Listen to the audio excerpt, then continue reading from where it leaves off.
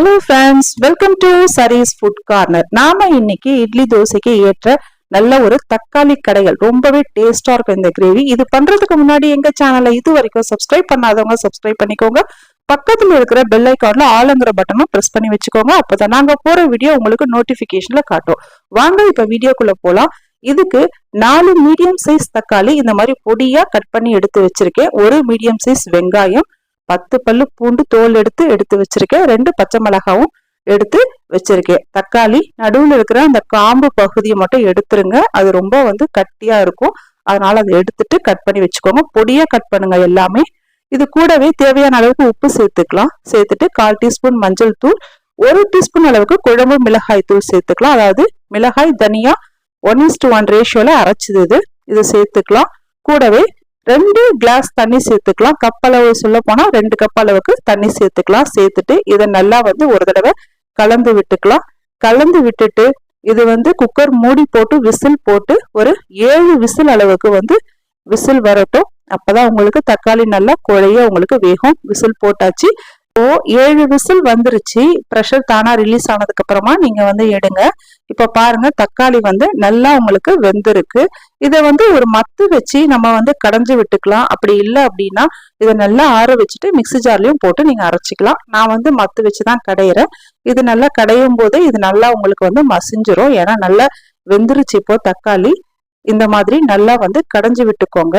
இந்த கிரேவி நீங்க ஒரு தடவை வீட்டுல செஞ்சு கொடுத்தீங்கன்னா மறுபடியும் இதை செய்ய சொல்லி உங்க வீட்டுல கேட்பாங்க. அந்த அளவுக்கு டேஸ்ட் உங்களுக்கு ரொம்பவே நல்லா இருக்கும்.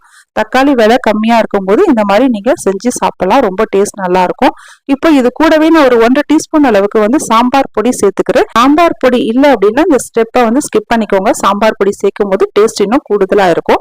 ஆல்ரெடி நம்ம சேனல்ல சாம்பார் பொடி எப்படி பண்றதுன்னு அப்லோட் பண்ணியிருக்கோம். வேணுங்கிறவங்க டிஸ்கிரிப்ஷன் பாக்ஸ்ல லிங்க் கொடுக்குற செக் பண்ணிக்கோங்க. இப்போ சாம்பார் பொடி சேர்த்துட்டு இதை ஒரு தடவை நல்லா கலரி விட்டுக்கிட்டு கூடவே நம்ம தண்ணி சேர்த்துக்கலாம். கூடவே 1 கிளாஸ் அளவுக்கு தண்ணி சேர்த்திருக்கேன். சேர்த்துட்டு நல்லா மிக்ஸ் பண்ணி விட்டுக்கோங்க. கன்சிஸ்டன்சி இந்த அளவுக்கு இருக்கு. இதை மறுபடியும் நம்ம ஸ்டவ்ல வச்சு கொதிக்க வைக்கலாம். கொதிக்க வச்சுட்டு உங்களுக்கு இந்த அளவுக்கு இருக்கும். இதை அப்படியேவும் நம்ம சர்வ் பண்ணலாம்.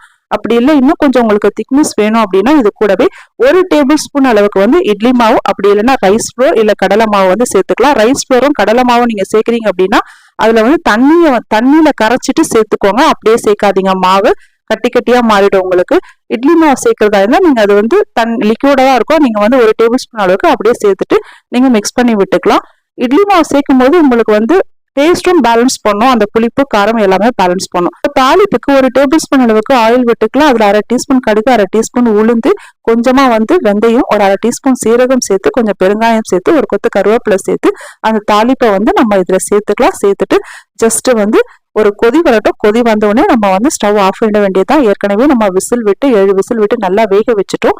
வேக வச்சுட்டு மறுபடியும் சாம்பார் பொடி சேர்த்து கொஞ்சம் கொதிக்க வச்சிருக்கோம். இப்போ இட்லி மாவும் சேர்த்துட்டு தாளிப்பு சேர்த்துட்டு ஒரு கொதி வந்தா போதும் ஸ்டவ் ஆஃப் பண்ணிடலாம். கூடவே ஒரு 1/2 டீஸ்பூன் அளவுக்கு நாட்டு சர்க்கரை இல்ல வெல்லம் இல்ல ஒயிட் சுகர் எது வேணாலும் சேர்த்துக்கலாம். இதுவும் டேஸ்ட் பேலன்ஸ் பண்றதுக்காக தான் சேர்க்கிறோம். கூடவே கொஞ்சம் கொத்தமல்லி இலைகளும் தூவிட்டு ஸ்டவ் ஆஃப் பண்ணிடலாம். ஒரு சூப்பரான தக்காளி சாம்பார் இல்ல தக்காளி கடையல் எப்படி வேணாலும் சொல்லலாம்.